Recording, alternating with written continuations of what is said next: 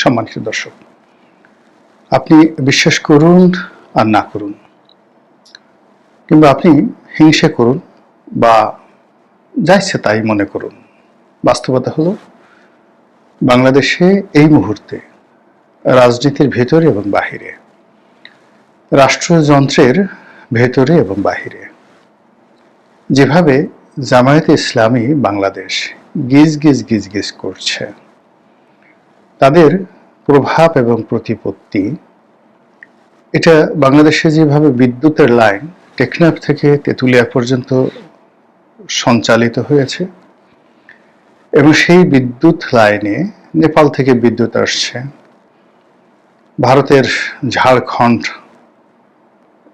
যে প্রকল্প রয়েছে আদানির উড়িষ্যা রাজ্যে, সেখান থেকে যেভাবে সঞ্চালন লাইনের মাধ্যমে বিদ্যুৎ আসছে, অথবা ধরুন কাপ্তাই অথবা অন্য কোনো প্রজেক্ট, মানে সারা বাংলাদেশে যে বিদ্যুৎ বিতরণ ব্যবস্থার যে সঞ্চালন লাইন, বিদ্যুৎ টেকনাফ থেকে আসুক আর তেঁতুলিয়া থেকে আসুক, কিন্তু এটা যিনি বা যারা এটার পরিচালক, তাদের ইচ্ছে মতো সারা বাংলায় ছড়িয়ে পড়ছে। তো বাংলাদেশে যেভাবে বিদ্যুতের লাইনের গতি আছে, আলো আছে, সঞ্চালন রয়েছে, তেমনি যে রাজনৈতিক দলটি এই মুহূর্তে বাংলাদেশে আছে জামায়াতে ইসলামী, তাদের যে সঞ্চালন লাইন এত স্ট্রং, ঢাকা থেকে কোনো একটি হুকুম দেয়া হলে অজয় পাড়াগাঁয়ে উইদিন 1 সেকেন্ডের মধ্যে সেটা পৌঁছে যায় এবং উইদিন 10 সেকেন্ডের মধ্যে সেটার কার্যক্রম শুরু হয়ে যায়। তো এইভাবে তারা যে দক্ষতা অর্জন করেছে, সেই দক্ষতা বাংলাদেশের প্রতিদ্বন্দ্বী জামাতের যারা প্রতিদ্বন্দ্বী রাজনৈতিক দল এখনো সেই প্রযুক্তির ধারের কাছে যাওয়া তো দূরের কথা, এমন একটা প্রযুক্তি যে থাকতে পারে, সেই প্রযুক্তি দিয়ে যে প্রতিপক্ষকে দমন করা যেতে পারে, সেই প্রযুক্তির উপর নির্ভর করে যে একটা নেটওয়ার্ক গঠন করা যায়, প্রযুক্তির উপর নির্ভর করে একটা ফাইন্যান্সিয়াল সিস্টেম গঠন করা যায়, প্রযুক্তির সঙ্গে যে ডাটাবেস রয়েছে সেই ডাটাবেজের উপর নির্ভর করে রাজনীতির হিসাব নিকাশ পাল্টে দেওয়া যায়, এটা আওয়ামী লীগ বিএনপির মতো প্রচলিত যারা রাজনৈতিক দল তারা এখনো কল্পনাও করতে পারছে না। এই দুটো দল তারা মিছিল, মিটিং, পোস্টার, ব্যানার, হুন্ডা, গুন্ডা, দখল, চাঁদাবাজি থেকে শুরু করে প্রভাব প্রতিপত্তি বিস্তার এবং নমিনেশন বাণিজ্য পাওয়া, কাউকে বঞ্চিত করা এবং ভোটের মাঠে জয়লাভ করার জন্য সেই গত 100 বছর ধরে যেভাবে ভোট হয়ে আসছে, 2025 সন চলছে, 1925 সনে, 1921 সনে এই পাক ভারতে যেভাবে নির্বাচন হয়েছে, বিএনপি এবং আওয়ামী লীগ তাদের যে নির্বাচনী ভাবনা, সেই নির্বাচনী ভাবনায় সেই জমানাতেই রয়ে গেছে। ফলে তারা কেউ শহীদ জিয়ার আদর্শ আর কেউ বঙ্গবন্ধুর আদর্শ ধারণ করলেও মূলত তাদের চিন্তা চেতনা 100 বছরের পুরনো। আবার অন্যদিকে জামাত তাদের আধ্যাত্মিক নেতা মাওলানা আবুল আলা মওদুদী, তাদের আধ্যাত্মিক নেতা গোলাম আজম সাহেবকে হৃদয়ে ধারণ করলেও তাদের এক হাতে ইলন মাস্ক, আর এক হাতে মার্ক জাকারবার্গ, আর এক হাতে স্টিভ জবস বা টিম কুক, অ্যাপলের প্রতিষ্ঠাতা, অন্য হাতে সেই জ্যাক মা, আলিবাবার প্রতিষ্ঠাতা। আপনারা তো জানেন যে জ্যাক মার যে আলিবাবা, মানে তারা সাপ্লাই অ্যান্ড চেইন ম্যানেজমেন্টে পৃথিবীর সবচেয়ে বড় কোম্পানিগুলোর মধ্যে অন্যতম। যেভাবে জেফ বেজোস তার আমাজন কোম্পানির মাধ্যমে সারা পৃথিবীতে যে নেটওয়ার্ক গড়ে তুলেছে, আনবিলিভেবল। জামাত ঠিক ওইভাবে হৃদয়ে গোলাম আজমকে ধারণ করে তারা সর্বশরীরে, মন, মস্তিষ্কে এবং হাতে সব জায়গাতে প্রযুক্তির ছোঁয়া লাগিয়েছে। যেখানে তাদের ইলিয়াস দরকার, যেখানে পিনাকি দরকার, যেখানে কনক দরকার, যেখানে আরো নাম নিলাম না, বাংলাদেশের মধ্যে যাকে যাকে যেভাবে দরকার ওভাবে তারা তার মুখ দিয়ে সে কথাগুলো বলিয়ে নিচ্ছে এবং একজনের পেছনে আরেকজনকে লাগিয়ে দিচ্ছে। যেখানে তাদের প্রযুক্তি দরকার, এআই দরকার, সেখানে তারা সেভাবে সেই কাজগুলো করছে। যেখানে ওয়েব তারা দরকার, সেই ওয়েব তৈরি করছে, মানে ঢেউ তুলছে। যেখানে ঢেউ বন্ধ করা দরকার, সেই ঢেউ বন্ধ হয়ে যাচ্ছে। আর তার উৎকৃষ্ট প্রমাণ আমরা দেখতে পেলাম জাহাঙ্গীরনগর বিশ্ববিদ্যালয় এবং ঢাকা বিশ্ববিদ্যালয়ের কেন্দ্রীয় ছাত্র সংসদ নির্বাচনে তাদের যে নিরঙ্কুশ বিজয়, আর সেই নিরঙ্কুশ বিজয়ে বিএনপির যে মনোবেদনা, তাদের যে কষ্ট, সেই কষ্ট আমরা টের পাই যে আগামী যে 3টি গুরুত্বপূর্ণ নির্বাচন, রাজশাহী বিশ্ববিদ্যালয়, তারপর চট্টগ্রাম বিশ্ববিদ্যালয় এবং ঢাকা জগন্নাথ বিশ্ববিদ্যালয়, এই 3টি বিশ্ববিদ্যালয়ের নির্বাচনে বিএনপি অংশগ্রহণ করবে নাকি অতীতের মতো ভোট বর্জন করবে, তার কিছু নমুনা আমরা রাজশাহী বিশ্ববিদ্যালয় পেয়েছি। এর কারণ হলো ইতিমধ্যে রাজশাহী বিশ্ববিদ্যালয় যিনি বিএনপির প্রার্থী, তিনি তার প্রার্থিতা প্রত্যাহার করে নিয়েছেন। আর জাহাঙ্গীরনগর বিশ্ববিদ্যালয়ের নির্বাচনের শেষ বিকেলে বিএনপিরা নির্বাচন থেকে ছিটকে পড়েছেন। ফলে এখন শিক্ষাঙ্গন যদি ধরেন, সব জায়গাতে যে একটা জামাতের বিপ্লব চলছে, তৌহিদি বিপ্লব চলছে, ইনকলাবের যে বিপ্লব চলছে, তাতে এই বাংলায় মনে হচ্ছে যেন চারিদিকে শুধু গোলাম আজম, চারিদিকে শুধু মতিউর রহমান নিজামী, চারিদিকে শুধু আব্দুল কাদের মোল্লা, চারিদিকে শুধু কামরুজ্জামান, চারিদিকে শুধু দেলোয়ার হোসেন ছায়েদি অথবা মীর কাসেম আলী। জামাত থেকে জামাতময় হয়ে গেছে গোলাম আজমের এই বাংলাদেশ। এবং সেই গোলাম আজমের বাংলাদেশে কে রাজনীতি করবে, কি করবে না, কে পারবে, কি পারবে না, এই জিনিসগুলো এখন জামাতের যারা লোকজন আছে তারা নির্ধারণ করে দেওয়ার চেষ্টা করছেন। কোন একটা অনুষ্ঠানে বলেছেন যে জামাত ক্ষমতায় আসবে, জামাতে যারা নেতৃবৃন্দ রয়েছেন, আর বিএনপি বিরোধী দলে থাকবে। ঠিক এই কথা আবার এই জাস্ট আজকে সম্ভবত একটা তারুণ্যের কি একটা প্রোগ্রাম হচ্ছিল, বিএনপি নেতা জনাব সালাউদ্দিন সাহেব তিনি এখানে খুব চমৎকারভাবে বলেছেন যে আরে ভাই, আপনারা সরকারে যাবেন তো ভালো কথা, তাই বলে বিরোধী দলে কারা যাবে সেটাও আপনারা নির্ধারণ করে দিবেন, এটা কেমন কথা? অসাধারণ একটা রাজনৈতিক জবাব তিনি দিয়েছেন যে তাহলে আর পার্থক্য রইল কোথায়? আপনারাই যদি সরকারে যান আওয়ামী লীগের মতো, আবার জাতীয় পার্টিকে যেভাবে বিরোধী দল বানান, এভাবে বিএনপিকে বিরোধী দল বানানোর যে চেষ্টা আপনারা করছেন, তাহলে তার আওয়ামী লীগের মধ্যে আপনাদের মধ্যে কোনো পার্থক্য রইল না। এখন আজকের এই দিনে এটাকে খুব স্যাটায়ার মনে হচ্ছে, বা সালাউদ্দিন সাহেবের এই বক্তব্য শুনে উপস্থিত যারা ছিলেন তারা একদম একটার পর একটা তালিয়া বাজাচ্ছেন।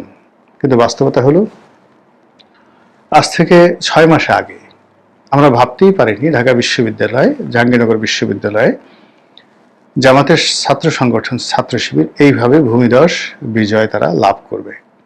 কিন্তু আজকের দিনে আমরা শুনতে পাচ্ছি, এই 6 মাস পরে আমরা শুনতে পাচ্ছি যে জামাত সরকার গঠন করবে আর সংসদে বিরোধী দল থাকবে বিএনপি। জামাতের নেতারা এই দাবি করছেন, আর বিএনপির লোকজন এটাকে ঠাট্টার ছলে মূলত তারা যে বক্তব্যটা শুনছেন, আর এই যে বক্তব্য, সেই বক্তব্যে তারা প্রতিক্রিয়া দিচ্ছেন, এটাই হলো জামাতের সবচেয়ে লাভজনক একটা বিষয়। আপনারা এই ডক্টর মোহাম্মদ ইউনূসের ক্ষমতা গ্রহণ, ক্ষমতার আগে তার শপথ নেওয়া, তারপরে প্যারিস থেকে তার আসা, এই পর্যন্ত আমরা নানা রকম এখানে সংখ্যা পদ্ধতি, অনুমান ভিত্তিক কথাবার্তা, কিসে কিভাবে হলো, সব মিলিয়ে আমরা নানা রকম তথ্য এবং উপাত্ত আমরা হাজির করেছি। কিন্তু বাস্তবতা হলো যে টোটাল প্রক্রিয়াটির সঙ্গে জামাতের থিঙ্ক ট্যাঙ্ক, জামাতের প্রযুক্তি, জামাতের অর্থ আরো বহুদিন আগের থেকে কাজ করে আসছিল আমেরিকাতে, লন্ডনে, ব্রাসেলসে, ইউরোপীয় ইউনিয়নের হেডকোয়ার্টারে। জামাতের একজন কেন্দ্রীয় নেতা তিনি বলেছেন যে ডক্টর মোহাম্মদ ইউনূসের সঙ্গে, অর্থাৎ ইউনূস সেন্টারের সঙ্গে ভাগাভাগি করে তারা এখানে বিনিয়োগ করেছে। ইউরোপে যে লবিস্ট ফার্মগুলো আছে, আমেরিকাতে যে লবিস্ট ফার্মগুলো আছে, শেখ হাসিনা সরকারের বিরুদ্ধে এই কথাগুলো চলে আসছে। তো কাজেই এই যে জামাত যে দাওয়াতি কর্মকাণ্ড আজ থেকে ধরুন 7, 8, 10 বছর আগে করেছে, আর সেই দাওয়াতি কর্মের সঙ্গে কোন সময়টিতে একজাক্টলি এসে ডক্টর মোহাম্মদ ইউনূস অংশগ্রহণ করেছেন, এখন এগুলো নিত্য নতুন তথ্য বের হয়ে আসছে। নাহিদ ইসলাম, যিনি এনসিপির নেতা এবং প্রধান, তিনি অতি সম্প্রতি যে তথ্যটি একটি হাটে হাড়ি ভাঙা তথ্য, তিনি যে আন্তর্জাতিক ট্রাইব্যুনাল যেখানে শেখ হাসিনার বিচার হচ্ছে সেখানে তিনি দিয়েছেন, এবং সেখানে তিনি বলেছেন যে শেখ হাসিনার পতন হয়েছে 5 তারিখে, আর 4 তারিখে তারা কথা বলেছেন ডক্টর মোহাম্মদ ইউনূসের সঙ্গে, এবং সেখানে ডক্টর মোহাম্মদ ইউনূস মোটামুটি তাকে তারা প্রস্তাব দিয়েছেন যে আপনি হবেন সরকারের প্রধান। দেখুন, তখনও শেখ হাসিনা ক্ষমতায়, এবং 4 তারিখ পর্যন্ত বাংলাদেশের কোনো একটা মানুষ স্বপ্নেও কল্পনা করতে পারেনি, এমনকি 5 তারিখ দুপুর পর্যন্ত কেউ কল্পনা করতে পারেনি সরকার চলে যাচ্ছে, শেখ হাসিনা চলে যাচ্ছে, নতুন কেউ আসছে। কিন্তু 4 তারিখে তারা কিন্তু তাদের সিদ্ধান্ত জানিয়ে দিয়েছেন ডক্টর মোহাম্মদ ইউনূসকে যে sir, you are the next prime minister. ভালো কথা। এখন জামাতের যারা নেতৃবৃন্দ রয়েছেন, শিবিরে যারা নেতৃবৃন্দ রয়েছেন, তারা বলার চেষ্টা করছে যে এনসিপির যারা নেতৃবৃন্দ তাদের অনেকেই জামাতের প্রক্সি লিডার হিসেবে সম্মুখ সারিতে থেকে যে কাজ করেছেন, মূলত পিছন থেকে কলকাঠি নেড়েছে জামাত। আর এতে এনসিপির যারা নেতৃবৃন্দ অনেকে আহত হয়েছেন, তারা প্রতিবাদ করেছেন, কিন্তু মানুষ যা বোঝার তা কিন্তু বুঝে গেছে। তো যেটা বলছিলাম যে জামাত এখন যা কিছু করছে বা এই বাংলায় যা কিছু হচ্ছে, তারা প্রযুক্তিতে যারা গতানুগতিক রাজনীতি করে তাদের সাথে এতটা এগোনো যে সামনে যে আসলে কি হবে এটা একমাত্র জামাত ছাড়া বলতে পারবে না। তো এই যে গোলাম আজমের যে বাংলাদেশ, সেই বাংলাদেশ থেকে তারা তো ইতিমধ্যেই মুক্তিযুদ্ধের ফেরিওয়ালা হিসেবে পরিচিত। শেখ হাসিনা এবং তার দলবল যারা রয়েছেন তাদেরকে তাড়িয়ে দিয়েছেন। এখন বাংলাদেশে যে বিএনপি আছে, তো সেই বিএনপি কি রাজনীতি করতে পারবেন? জামাত ইতিমধ্যে বলেছেন হ্যাঁ পারবে, তবে তাদেরকে বিরোধী দল হতে হবে। তাদেরকে এই যে বিরোধী দল হতে হবে, এটা এখন পর্যন্ত জামাতের সিদ্ধান্ত। 3 মাস পরে যে সিদ্ধান্ত থাকবে তা কিন্তু বলা যাচ্ছে না। 3 মাস পরে জামাত যদি বলে যে না, আমরা জাতীয় পার্টিকে বা আমরা চরমোনাইকে বা আমরা আওয়ামী লীগকে জাতীয় পার্টির মতো গৃহপালিত বিরোধী দল বানাবো, বলেন তো আপনার আমার এই মুহূর্তে কি করার আছে? তারা যেভাবে চাচ্ছে সেভাবে তো বাংলার আকাশ বাতাস প্রকম্পিত হচ্ছে। তারা একদিকে ডক্টর মোহাম্মদ ইউনূসের সঙ্গে আলোচনা করছে, অন্যদিকে রাজপথে তারা 6-7টি বড় বড় রাজনৈতিক দলদেরকে নিয়ে তারা বিরাট বিক্ষোভ মিছিল করছে। তারা একদিকে লন্ডনে তারেক রহমান সাহেবের সাথে দেখা করছে, অন্যদিকে আবার তাকে জালেম বলে গালি দিচ্ছে। একদিকে ডক্টর মোহাম্মদ ইউনূসকে বকা দিচ্ছে, আবার ডক্টর মোহাম্মদ ইউনূসের সফর সঙ্গী হচ্ছে। আমরা কি তাদের একটা প্রশ্ন স্পর্শ করতে পারছি? কাজেই জামাত যে কথাগুলো বলছে, জামাতের সঙ্গে সেই কথা কমপ্লাই করেই হয়তো বিএনপিকে আগামীতে রাজনীতি করা লাগতে পারে। এই যে এখন এই জিনিসটা যত অসম্ভব মনে হচ্ছে, 3 মাস পরে আপনি দেখেন পরিস্থিতি কোথায় চলে যায়। দ্বিতীয়ত, তারেক রহমান সাহেব কি দেশে আসতে পারবেন বা দেশে আসবেন? তার দেশে আসার পথে বড় বাধা কি? সেনাবাহিনী, তার দলের অন্তঃকলহ, নাকি তিনি কৌশল করে আসছেন না, নাকি তিনি জামাতকে ভয় পাচ্ছেন? এটা এখন আবার সামনে নতুন করে আসছে। দ্বিতীয়ত হলো যে তারেক রহমান সাহেব যদি আসেন, জামাতের প্রতিক্রিয়া কি হবে? জামাত কি তাকে খুব সুন্দরভাবে গ্রহণ করবেন? তাকে উন্মুক্তভাবে রাজনীতি করতে দেবেন, নাকি তাকে আবার কোনো যাকে বলা হয় এমন একটা বিপদের মধ্যে ফেলে দিবেন যে বিপদ 21 আগস্টের গ্রেনেড হামলার চাইতেও ভয়াবহ হয়ে যাবে, এবং সেখানে ঘটনা ঘটবে, কিন্তু সমস্ত দায় গিয়ে বিএনপির উপর পড়বে, তারেক জিয়ার উপরে পড়বে। এরকম ঘটনা যে ঘটবে না আপনি কি করে বলতে পারেন বলেন? তো সব মিলিয়ে রাজনীতির এই যে একটা জটিল মুহূর্ত, সেই মুহূর্ত যেভাবে জামাত ন্যারেটিভ তৈরি করে ফেলছে, যার কারণে এখন অনেকে আমাদের মতো মানুষ যারা বলতে বাধ্য হচ্ছে এই গোলাম আজমের বাংলাদেশে তারেক রহমানের কি হবে, বিএনপির কি হবে। আল্লাহ আমাদের সবাইকে হিদায়াত দান করুন এবং হেফাজত করুন।